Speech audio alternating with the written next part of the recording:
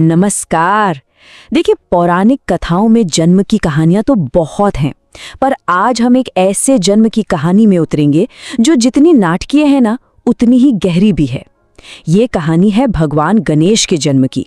एक ऐसी कहानी जो हमें सिखाती है कि कभी-कभी सबसे बड़े वरदान सबसे गहरे दुखों से ही जन्म लेते हैं।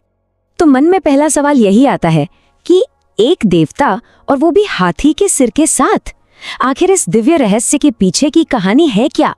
देखिए, ये कहानी सिर्फ एक जन्म की नहीं है, ये एक जबरदस्त ट्रांसफॉर्मेशन की कहानी है। ये हमें बताती है कि कभी-कभी जो चीज टूट जाती है, वो जब दोबारा जुड़ती है ना, तो पहले से भी कहीं ज्यादा मजबूत हो जाती है।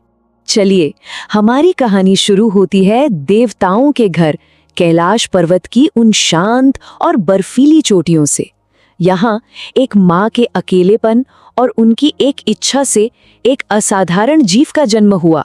गर्भ से नहीं, बल्कि एक माँ की प्योर चाहत से। तो सोचिए जरा, भगवान शिव तो सालों साल गहरे ध्यान में लीन थे और देवी पार्वती अकेली। इसी अकेलेपन में उनके दिल में एक बेटे की बहुत गहरी चाहत जागी। एक ऐसा बेटा जो बस उनका हो, सिर्फ उनका, जिस पर वो आंख बंद करके भरोसा कर सकें। और बस यही एक इच्छा उस पूरी कहानी की नींव रखने वाली थी जो आगे होने वाली थी। पर यह कोई आम जन्म तो था नहीं। देवी पार्वती ने अपनी दिव्य शक्ति का इस्तेमाल किया और अपने ही शरीर पर लगे हल्दी और चंदन के लेप से एक सुंदर बालक की मूर्ति बना दी। ये अपने आप में एक अद्भुत रचना थी जो डिवाइन फेमिनिन पावर का सबूत थी। और फिर एक जादुई पल में उन्होंने उस बेजान मूर्ति में जान फूंक दी और उनकी आंखों के ठीक सामने एक बेटा खड़ा था, शक्तिशाली भी और अपनी माँ के लिए पूरी तरह से समर्पित भी। और इसी के साथ उस बालक को उसका पहला और सबसे पवित्र काम सौंपा गया। तुम मेरे बेटे हो, तुम मेरे अपने हो, मेरे दरवाजे पर पहरा दो और मेरी इजाजत के बिना किसी को भी अंदर मत आने देना। एक बहुत ही सीधा सा आदेश था, लेकिन यही आदेश एक बहुत बड़े टकराव को जन्म देने वाला था। और बस यहीं से कहानी एक ऐसा नाटकीय मोड़ लेती है जहां कर्तव्य और अधिकार आमने सामने आ जाते हैं। एक ऐसा टकराव होना तय था जो देवताओं के भाग्य को हमेशा हमेशा के लिए बदलने वाला था। कुछ वक्त बाद भगवान शिव अपने ध्यान से लौटे और पार्वती से मिलने के लिए अपने घर की तरफ बढ़े। उन्हें जरा भी अंदाजा नहीं था कि उनके दरवाजे पर अब एक नया पहरेदार खड़ा है जो अपनी माँ के आदेश का पूरी ईमानदारी से पालन कर रहा है। और यहीं पर कहानी का असली संघर्ष है। एक तरफ है गणेश की अपनी माँ के आदेश के लिए अटूट निष्ठा, और दूसरी तरफ शिव का अपने ही घर में आने का अनक्वेश्चनेबल अधिकार। मतलब एक ऐसी ताकत जो रोकी नहीं जा सकती और एक ऐसी चट्टान जो हिल नहीं सकती। सवाल ये था कि झुकेगा कौन? इसके बाद जो हुआ वो एक भयंकर युद्ध था। वो बालक जिसे खुद देवी शक्ति ने बनाया था, उसने महान भगवान शिव और उनके गणों यानी उनकी दिव्य सेना के खिलाफ गजब के साहस से लड़ाई की।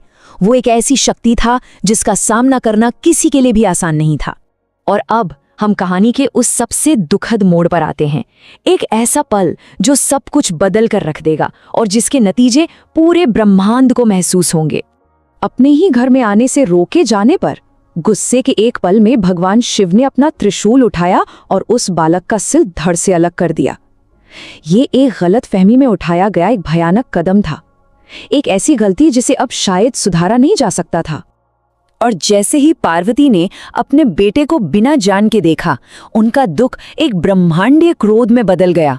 सोचिए, ये एक माँ का गुस्सा था जिसका बच्चा उससे छीन लिया गया था। उन्होंने धमकी दी कि अगर उनके बेटे को जिंदा नहीं किया गया तो वो पूरी सृष्टि को ही नष्ट कर देंगी। तो अब इस ब्रह्मांडीय संकट को कैसे टाला गया? यहीं से कहानी तबाही से समाधान की ओर मुड़ती है।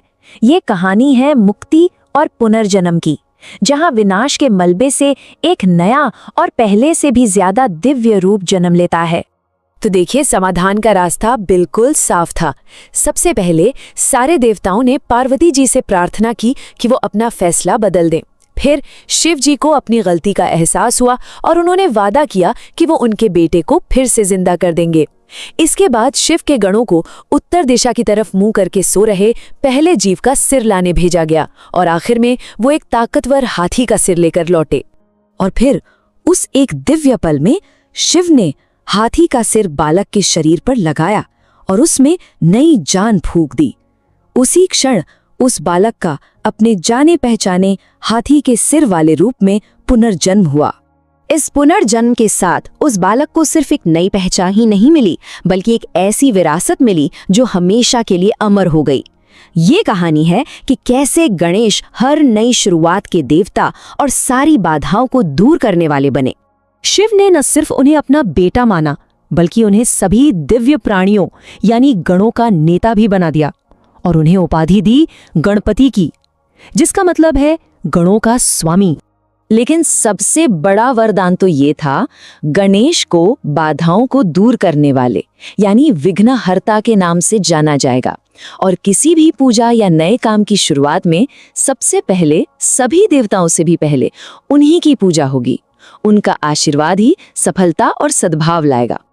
और जानते हैं, गणेश का ये रूप अपने आप में गहरे मतलबों से भरा है। उनका हाथी का सिर है सर्वोच्च ज्ञान, बुद्धि और शक्ति का प्रतीक। उनके बड़े बड़े कान हमें सिखाते हैं कि मदद के लिए आई हर आवाज को ध्यान से सुनना चाहिए। उनका टूटा हुआ दांत त्याग का प्रतीक है, अच्छा रखो और बुरा छोड़ दो। और उनकी सूंड अडेप्टेबिलिटी और हाई एफिशिएंसी को दिखाती है।